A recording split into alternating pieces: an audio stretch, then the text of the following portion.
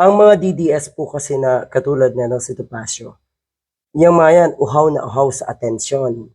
Gusto ng mga yan maging relevant.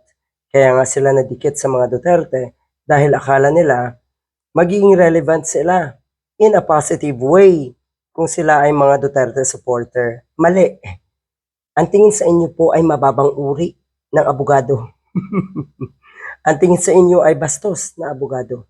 Ang tingin sa inyo ay manyak na abogado. Matapos itong mga reaction nyo, na tila ba naghahamon na naman kayo at naghahanap ng gulo.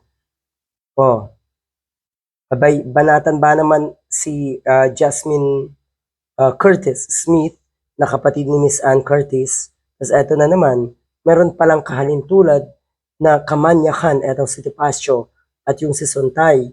No wonder, pareho kayo eh.